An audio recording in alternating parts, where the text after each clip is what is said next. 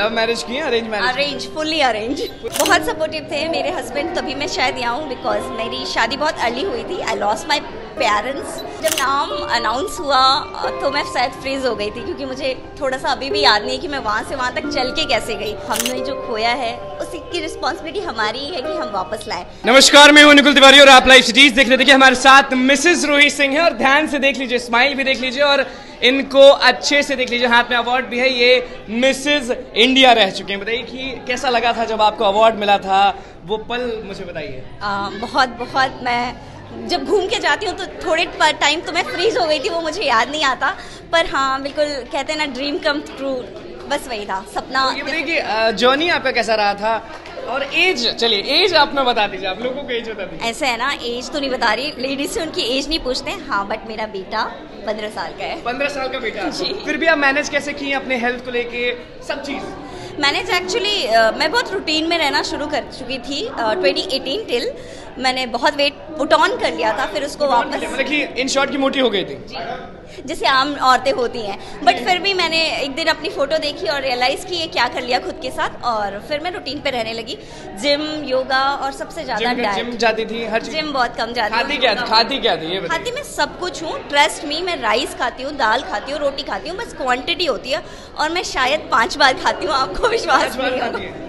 Love marriage की arrange marriage? Arrange, fully arrange. Fully arrange marriage. तो husband इतने supportive कैसे थे? बहुत सपोर्टिव थे मेरे हस्बैंड, तभी मैं शायद यहाँ हूँ बिकॉज मेरी शादी बहुत अर्ली हुई थी। आई लॉस्ट माई पेरेंट्स जब मैं 2 साल की थी। तो शादी पेरेंट्स मतलब कि मम्मी पापा दोनों की। तो हाँ। फिर मतलब कि ये ग्रैंड पेरेंट्स थे मेरे, नाना नानी, दादा दादी।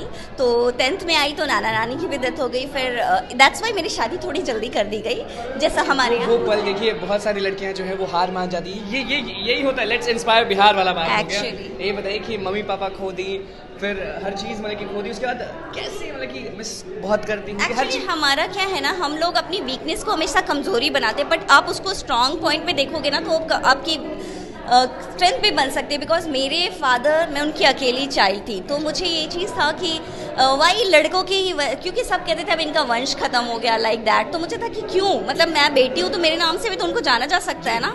और मैंने, ये मेरी जिद थी कि मेरे को या उनको मेरे नाम से जाना चाहिए, और ये बहुत हद तक आज हुआ। मतलब कि आप लोगों को दिखा दे कि कमजोरी नहीं होती, वो ताकत होती है।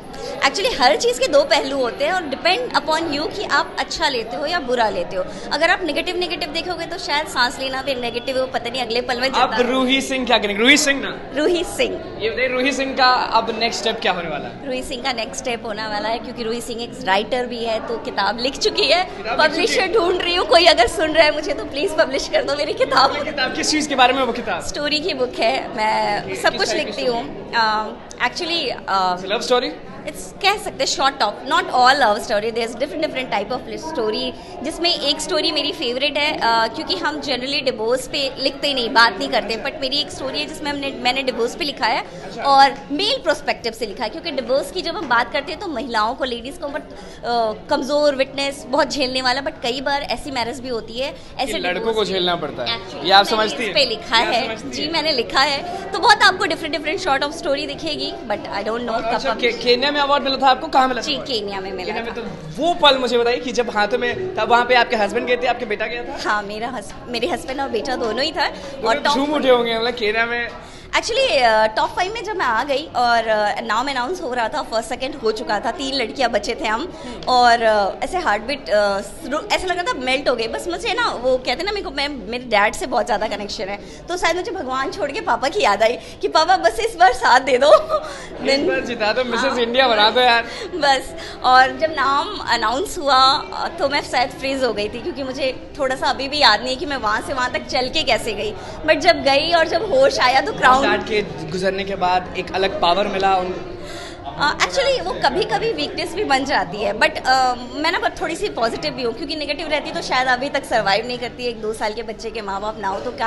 आपके खूबसूरती का राज बता दीजिए, क्योंकि बहुत लोग लाइव सीरीज पे आपको देख रहे हैं, सब लोग सोचेंगे कि चलिए 15 साल का बेटा है और इतना मेहनत करके मिसेस इंडिया बनी है, खूबसूरत है इतनी, राज क्या है? अच्छा खाना खाओ, अच्छा पानी पियो, नींद पूरी लो, दैट्स इट। नींद पूरी लो, बस दैट्स इट। चलिए, बिहार के लोगों को कुछ कहना चाहेंगे? कुछ नहीं, बस हमने जो खोया है उसी की रिस्पॉन्सिबिलिटी हमारी है कि हम वापस लाएं। तो जस्ट लेट्स इंस्पायर बिहार, एक दूसरे को इंस्पायर करो और आगे बढ़ो। चलिए देखिए, लेट्स इंस्पायर बिहार यही होता है कि देखिए 2 साल की रूही सिंह थी, तभी इनके माता पिता गुजर गए थे। उसके बाद भी ये किस तरह से अपने आप को ठीक की, उसके बाद मिसेज इंडिया बन गए। कहानी क्या कुछ थी और क्या कुछ बोल रही थी बिहारियों को, बिहार वासियों को, वो आपने सुन लिया और काफी बताई है अपने बारे में कि किस तरह से डाइट लेती है, किस तरह से क्या करती है और खूबसूरत क्यों है। तो बस लाइव सीरीज के साथ बने रहे, मेरे चैनल को सब्सक्राइब करें, फेसबुक पे लाइक करें। धन्यवाद।